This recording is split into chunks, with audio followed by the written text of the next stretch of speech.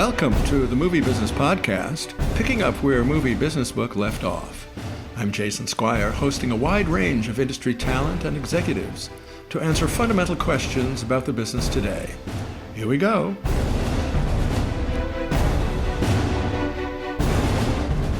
We turn to Secrets of Film Festivals with Steve MONTAL, CEO of software company Caucho Technology, who's worked with over 100 film and music festivals throughout the world, including Slamdance, Stockholm, Brussels, the World Festival of Animated Films, and Indie Memphis.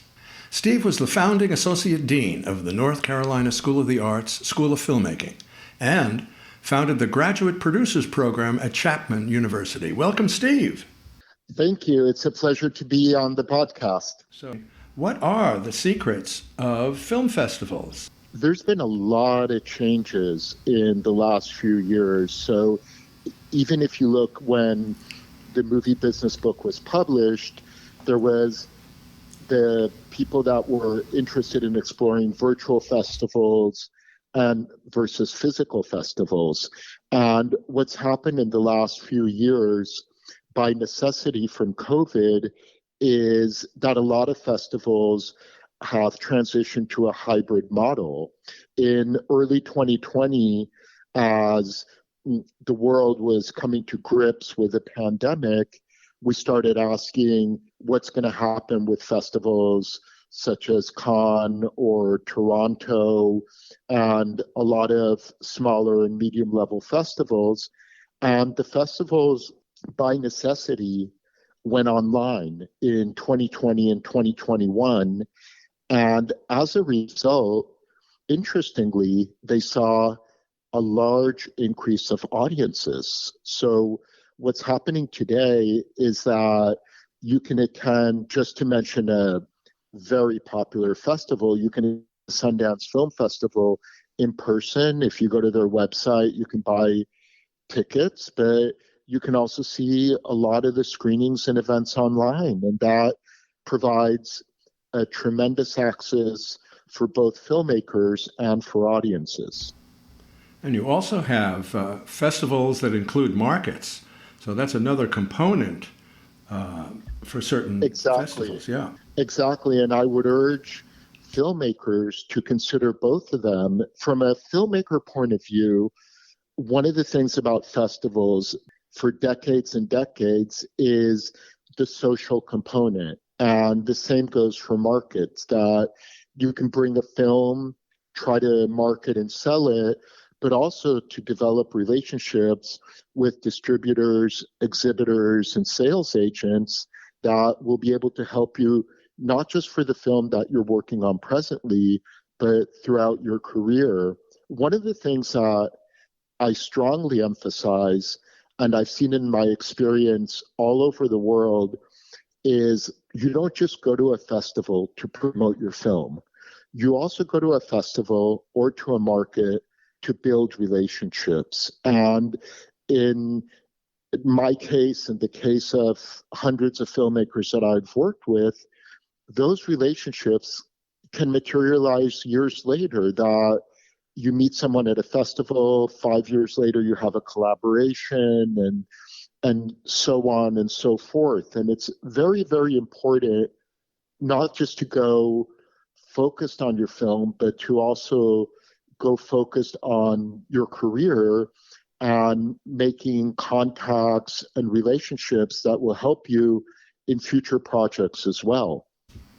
And we should also emphasize the research part of finding festivals. One way online is filmfreeway.com, which is filled with information and has all of the requirements for hundreds and hundreds of festivals. And it takes a lot of time to carefully target and calendar the festival due dates for submission, back-timed to your production that you intend to submit. It's a fantastic resource. I mean, Film Freeway keeps getting better and better. A lot of the major festivals in the world use it. And if you combine that with, for example, looking at festivals that might be hidden gems or out of the way, you can also develop a really interesting plan. One of the things that, from an American perspective, I always recommend to filmmakers is look way beyond the United States and don't just think of places like Berlin or Toronto or Venice.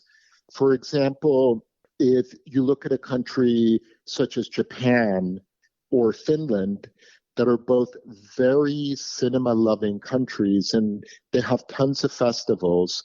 And you might find it on Film Freeway, but even if you go beyond that, there might be small kind of unique festivals that you can bring your film to, either in person or virtually, and do something really interesting. And I've seen filmmakers kind of launch a film at an out-of-the-way festival, not as a premiere, but kind of like as a pre-premiere type of situation, that they just see how it plays, and then they start looking at other festivals. But I would really encourage the ability to kind of beyond what's comfortable for you, because there's definitely a list of the top 20 or top 50, but there's a lot of other very interesting information out there. And would you advise applying to as many festivals as possible? Is that the idea?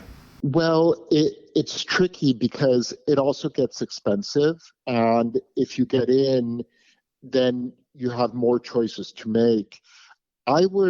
What I would do is I would come up with a festival strategy and maybe choose a dozen festivals to start with. And then the strategy, there's a couple strategies that filmmakers employ. Sometimes you have a film that you're very comfortable and you say, okay, this is going to be a film that can go somewhere like AFI, Sundance, Telluride, in terms of American festivals, or in Europe, it could go Carlo Vivari, Berlin, that type of film with a certain degree of certainty. Now, a lot of films are unknown and you're not really sure what it can do. You may also have a short film that doesn't really make sense for what I just explained. And then you can go with a series of regional festivals. For example, there's a great film festival in Birmingham, Alabama called Sidewalk. You mentioned Indie Memphis in my bio. These are all really good festivals, and that's a different strategy. And I would kind of make a big list and narrow it down. And also, if any of the key crew members, like the director of photography or any of the actors or producer, writer, director, if they have a connection with a city where there's a festival, it really helps to get press attention. And it really will make a difference when you call a local newspaper and you have the approach of saying local filmmakers get their film into a festival. It's a natural story and it lends itself to a lot of promotion, both through the press and through social media. And also to refer to your chapter in Movie Business Book on film festivals and markets, you have a terrific checklist in there that goes into more detail. But I wanted to turn to the intermediary. If you are contemplating submitting to festivals, or some festivals have accepted your film, you would want to find the intermediary, the agent. How to go about that? That's tricky because there's a lot of people that may call themselves agents, and you really want to find someone that can work with you. So you may not, what you want to do is, this is one of the reasons that actually going to film festivals in person makes such a difference. In the major festivals such as Sundance, you have a large amount of sales agents and intermediaries available there. I also want to add to this, not only in terms of an intermediary, if you have a film that you believe is a target that will get distribution or may get distribution, I would 100% recommend to have an attorney that you're comfortable with that specializes in entertainment law available prior to any festival work. Because one of the things that I've seen over and over at festivals is a film is getting hot, it's got a lot of people interested in it, and then the filmmaker has no legal representation. And then at that time, you're scrambling, and you don't want to be scrambling for an attorney in the third week of January in Park City and Sundance, because you may not get the right person. And then I think it's incredibly important not only to get a good sales agent or an intermediary, but to have an attorney ready for whatever's going to happen. And then also through networking, for example, if you go to some of the major European festivals or markets, there's also sales agents and different type of people that specialize in specific territories, and that's very, very helpful to filmmakers.